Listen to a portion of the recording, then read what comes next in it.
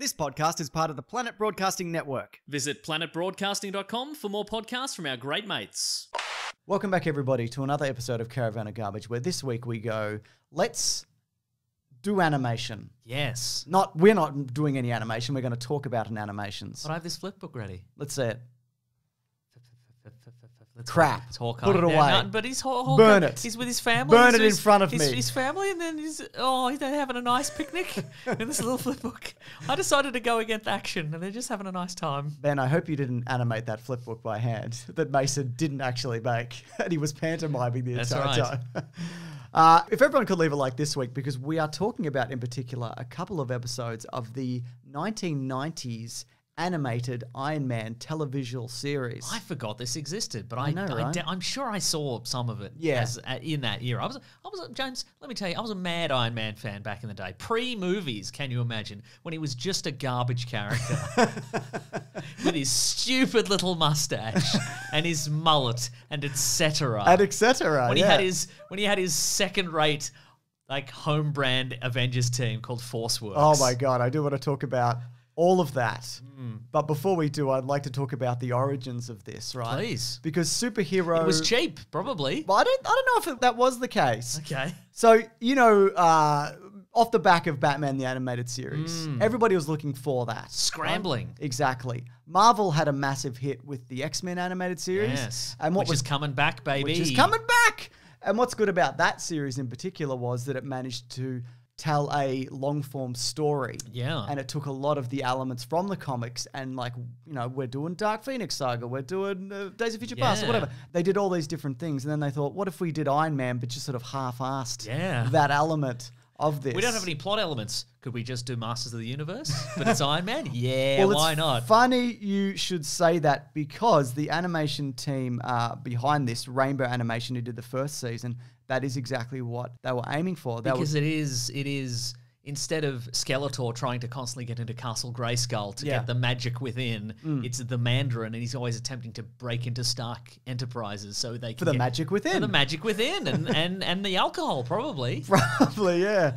But the reason we're looking at... Well, this Chivas Regal, It's that reserve, baby. That's right. Now, we're looking at 2 episodes today, both of which feature Hawkeye, because... Hawkeye show, I guess. Episode 1, the defecation of Hawkeye. I'm assuming I read that correctly, right? Close enough. Just 22 minutes of him struggling on the loo in between breakfast cereal commercials. It's the defection of Hawkeye. Oh, I see what's happened there. In stereo, where available. And then in season 2, and I want to talk about the changes between the 2 seasons, we look at another episode called Something Iron Man Shrinks and goes inside Hawkeye. Iron Man's little shrinky dink man. Yeah, that's right. So what I think's interesting about this is that they do try to bring in Forceworks, like you mentioned. So we've got, let's name some characters. I've written them down. I can't do them off the top of my head. Spider-Woman. Yep. The Julia Carpenter version. Pepper Potts out the door, mate. Pepper Potts out the door, so they're like, well, another redhead, doesn't matter. Yeah. Let's see. We got Scarlet Witch is in there. Yep. Being especially Russian or wherever she's from in this universe. They couldn't get US Agent for some reason, so Hawkeye's in this instead. Yep. War Machine is in this, and Century, who's an alien robot from another planet or something. Why does he look like that? He could look like anything. Great question. He's got a teleporting halberd situation. He's got magic or technology. Yeah. He's got 100 different personalities, but I don't think they bring that into the cartoon or anything. And instead of they gave him no personalities. That's exactly right. Instead of Jarvis or Friday, Iron Man's home computer is Homer. Yes, that's right, exactly, which is more of a season 2 thing. So they're going up against whatever version of the Mandarin this is supposed to be. To avoid racial tensions. He's green. He's a green alien man of sorts. There is an origin story where he goes into a cave and touches a big gem, and now he's like, I'm a green man. I'm a green man, everybody. Everybody look at me. Before I was a man of indeterminate race, and now I'm green. And with that, he said in the origin it says, in touching the crystal and getting the rings or whatever, it grew my strength and intellect till it became incalculable. Disagree. All of this is very calculable. I would say he's in the maybe the high 90s in terms of intellect. In terms of IQ, sure, right. Not that IQ was ever really a proper thing, you know what I mean? Anyway. But if it were, he'd be below average. And he's got an assortment of miscellaneous bad guys. Love it. MODOK, Yep. Blacklash. Yep. Blizzard, Grey Gargoyle. Grey Yep, Gargoyle, Blizzard. and Hypnotia, who I think was made up for New the for this. series, I think. You're forgetting both Dread Knight and Whirlwind. Oh yeah, that's great. I mean, I would have also forgot that, but I wrote them down because I knew I'd immediately forget. So in this particular episode, At one point in the first episode, Force Works are battling these bad guys, and Spider-Woman says, "Don't have time for dread and chill." I'm like, is that it? What does that mean? Is that an expression? yeah, it's an expression. Is that where Netflix and chill came from? That's right. You just sat at home and you dreaded things and you chilled out. Dread and chill, I think, referred to when things used to be Blockbuster, and you'd be dreading the late fees for that Absolutely. VHS you lost. You're dreading the fact that maybe you forgot to rewind the tape, and they're gonna charge you next time you come in.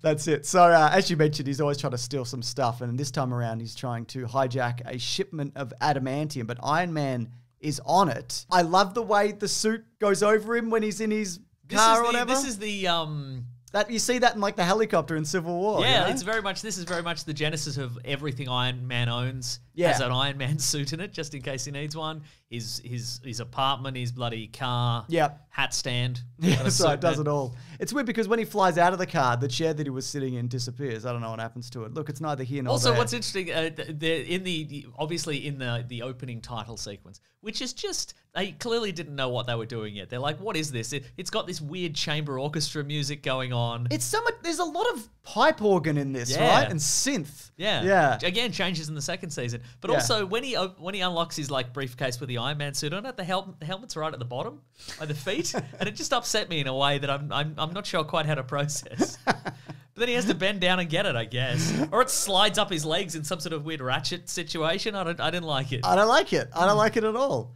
But the reason this particular heist goes awry, even though it's fake adamantium or something, it's because Hawkeye doesn't show up. Yeah. And they're like, what is wrong with this guy? He's supposed to be here. He's always late and whatever. And it turns out that he has a secret. And by that, I mean he's got a grandpa that he occasionally visits or Secret whatever. grandpa, yeah. But the bad guys, they're. I mean, look, we're not gonna get caught up in the story too much because I think It's irrelevant. everything largely. around this cartoon is better than the cartoon itself in terms of interest.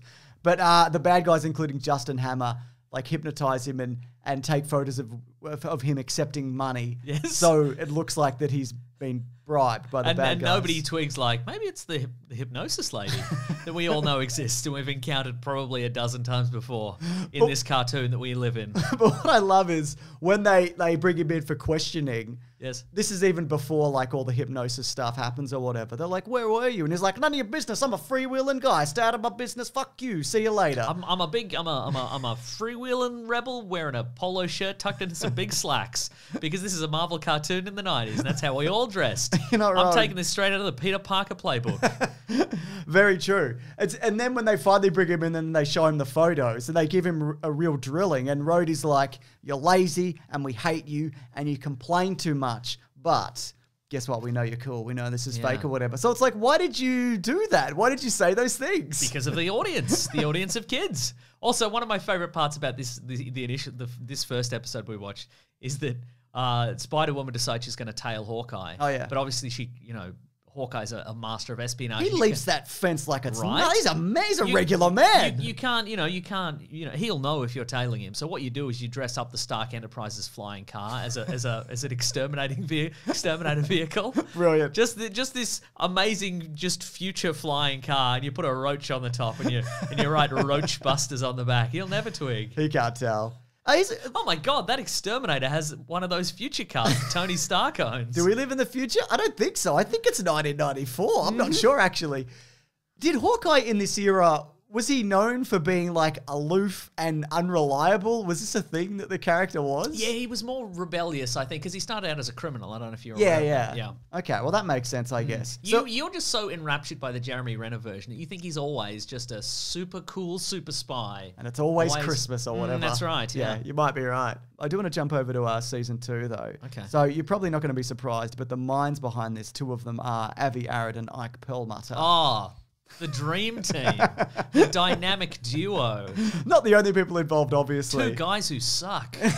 And they realized, or not just them, but the ratings and reviews made them realize that they are stretching themselves too thin for this, and the quality of animation and storytelling wasn't quite there. So they disbanded Workforce So Force Works. Yeah, they disbanded the workforce.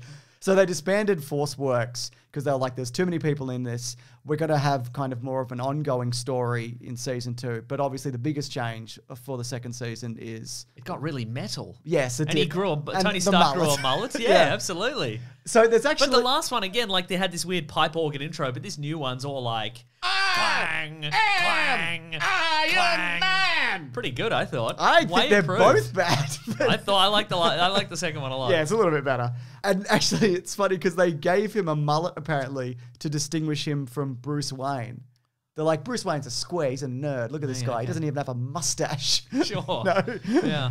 And speaking of Bruce Wayne, Coco Enterprises, who animated Batman the Animated Series, stepped into this. And yeah, you're right. The intro is much better. I've sold it short here. But I still think, regardless of all of that, this is not a patch on Batman the Animated Series. It's not a patch on X-Men. It's not a patch on the Spider-Man series, which was going at the same time. Better than Inspector Gadget? Yes. Everything's better than Inspector Gadget, except the movie Inspector Gadget. It's way worse than Inspector Gadget. How'd they do it? I don't know how they did it. So in this one, again, we've just picked Hawkeye episodes, but it doesn't We're matter. scraping the bottom of the barrel. He doesn't have a lot of expanded media, really. Yeah, in this one... Well, look, to be fair, it was either this or play the Hawkeye expansion on that Avengers video game, which I finally bought, and I played the expansion, and I just went, I just don't like this enough. Or not even. This isn't interesting enough. I think mechanically... So this cartoon is better than the Hawkeye expansion? I don't even know that, but look, I think mechanically very solid, but it's just... There's so much bullshit packed into that game that you just to get through to just playing a level and playing an interesting mission where you're not just fighting robots, which is every mission, is impossible. Okay, but does he have some great little outfits? Yeah, probably. But you probably have Nice. to pay for them and whatever. Because again, there's a fucking metric ton of bullshit all over That's that game. true. And it's not, look, and I know the people who made that game, look, fine, we're here, I'll talk about it. Okay. But the people behind that game are like, we're not sure why this failed. Why didn't people like it? Because you choked it in garbage. And you gave it to a company who made the Tomb Raider games, who were very good at making like linear-ish single-player narratives. And you just went, let's just blow this out into a big pile of crap. Why don't people like this big pile of crap that we made? What's wrong with it? We put an Avengers logo on this big pile of crap. We thought that was printing money. It didn't work somehow. So there you go. Anyway, Yeah. that's my review of that terrible fucking game. But anyway, in this episode, Yeah. Hawkeye gets injured, gravely injured, and he's probably going to die. A plane falls on him. His plane does fall on him. Ultimo throws a plane Well, on him or actually, something. a lot seems to have happened in between the first season and the second season. First of all, it seems like Spider-Woman is now in love with Iron Man. Sure. But he's like, that would be an inappropriate workplace relationship, which is probably the first time he's ever said that. And then also... He's just saying it because the kids are watching. Yeah, that's right. Oh, good point. and then again, Force Works broke up, and they're all like, we all hate you, Iron Man, or whatever. So We hate Ike Pearl. We mean Iron Man. so Iron Man is on the outs with Hawkeye, but Hawkeye saves him from a big robot. Yep. And then a plane plane falls falls on on him. him, and then Iron Man's like, well, I got to save him. So the only way to save him is to shrink down real small and go into his body. And It becomes a Magic School Bus episode, it doesn't sure it? does, yeah. But I guess the difference here being you're not really learning anything, No. which quite frankly is my favorite type of children's television. Yes. Where you don't learn a goddamn If thing. anything, children watching this will probably come away with a lot of lessons about how the human body doesn't work. And they'll... You could fix a spine with a man who shrinks down with a magic weapon or something. Yeah, very good. I also like the villain who's controlling Ultimo. We don't find out till the very end who this mysterious character is. It's the hacker, just some nerd, it turns out. But it's interesting because they show that he's like a bad boy and on the edge. Because at one point you see a Howard Stern poster. Yes, you do. In his bedroom, which I love. And also, it's at this point in the series where his suit can just do whatever. Can just turn into all the other suits. Yeah. And therefore all the other action figures. So Funny you should mention that, So yeah. of course, if you don't buy all the action figures, how are you going to play along with the cartoon? With this show that you don't like. How you That's going right. to play along with it? Yeah. I mean, now you could probably buy the whole set for like $4 on eBay, but still. I don't know about that because, this is part of the reason why the show was cancelled because the toys were quite costly to make, but at the same time were not very popular. And dangerous. So they had a lot of like bits that would like clip onto them. There were multiple Iron Man suits. Like the quality of them, if you see them, and here they are. Ben and Lawrence put them in. Well done. Whoa. Yeah. But like... in a little flipbook form. No, but like no one's like, oh man, I want the grey gargoyle action figure. No. You know, it's nonsense. But what I think is interesting about anyway, he fixes his back and whatever. But then Ultimo, the giant robot, also shrinks down into. Oh yeah. It's like Inner Space. It turns into the movie Inner Space. But anyway, it's all, and then they sort of become friends, but not really. Iron Man just fires off some X-rays in Hawkeye's brain. At one point. That's fine. He's like, this will be fine, will it? Yeah. Ooh, yeah, all right. But anyway, they become friends and whatever. But what I do think is interesting about this, that all the animated Marvel series from the 90s, it is one big universe. Panels to Pixels did a really good video of this, how this was kind of like the first Marvel kind of shared universe across like multiple years, because Iron Man does make an appearance with the same voice actor in like The Incredible Hulk and Spider-Man and the Fantastic Four, and these shows kind of go on to kind of, you know, and there ends up being, there's like a future-ish Marvel show, if you remember. Future-ish Marvel show. Future-ish Marvel show. That's good fun. Welcome to the future-ish, they would say at the start of every episode. So yeah, I think it did a good job of existing, but beyond that, perfect. But beyond that, there is not really much here on offer which you couldn't get in better shows, even from Marvel, or in a comic book, or in a comic book at the same time. Exactly. So all in all, it's not great, is it? Not really, but it's all on Disney Plus, so if you want to check it out. That's right, just like we did. You don't have to wait for somebody to upload every episode to YouTube and then they all get taken down. And they're in 360p and whatever. Question for everybody though, do you want us to come back to this at some point? Because they do cover like popular storylines. They do Armor Wars. There's an episode with Bill Clinton in it. Do you know what I mean? Does he play the saxophone? I think he just picks up a phone. He's like, I'm Bill Clinton. I'm a sex criminal, but I'm never going to jail. Then he puts the phone down. Wow. Yeah, I know, right? They got him to voice it too. He didn't even care. He's like, they'll never get me. I don't care. That's just how he answers the phone when you call him. But yeah, if there's any particular storylines you'd like us to come back to, or even some of the other animated series, because before we have looked at Fantastic Four, we've looked at some of the X-Men, but there's a lot of interesting stuff here, I think, in this era. That's true. We did some animated Spider-Man stuff even, didn't we? We did that Mysterio one or something. We did several episodes about Mysterio, yeah. It was too many, I think. Too many. I don't mind that show. Anyways, this is Caravan of Garbage. We do this every week, and you might wish and want and hope that in your heart you could see these early. And you can actually, if you head over to bigsandwich.co, it is like our Patreon. If you do want to sign up, there's early videos including these. There's bonus podcasts that we do. There's movie commentaries. We've done some movie commentaries, haven't we? So many Marvel ones, actually. actually. God, so many, yeah. Too many, I think. And if enough people sign up, we'll get Tony Stark mullets and mustaches. We don't mind. Yeah. We don't mind at all. We'll do it. Also, our podcast, The Weekly Planet, where we talk movies and comics and TV shows, that goes up there every week. And if you do like Hawkeye, we're doing Hawkeye recaps here every week, aren't we? Also, it's a Hawkeye bonanza, isn't it, lately? It really is. All those 6 guys out there who are like, can't wait for Hawkeye to take center stage. Well, it is happening right now. And one of those guys is Jeremy Renner, and the second one is Jeremy Renner with like a hat. He's like, I'm Jeremy Renner's brother, Jeremy Nenner. You met him? It's just Jeremy Renner. Basically. Oh, I see. Right. Yes. Good, great. Anyways, here's a hint towards next week. Wow. I don't know. Shocking. And appalling, quite frankly. Sickening. Disgusting. Yeah. But intriguing, too. Anyways, I'm at Mr. Sunday Movies on Twitter. I'm at Wikipedia Brown on Twitter. See you guys in the next video. To wrap that jam, you guys. We'll see you real soon. Goodbye. This podcast is part of the Planet Broadcasting Network. Visit planetbroadcasting.com for more podcasts from our great mates. I mean, if you want. It's up to you.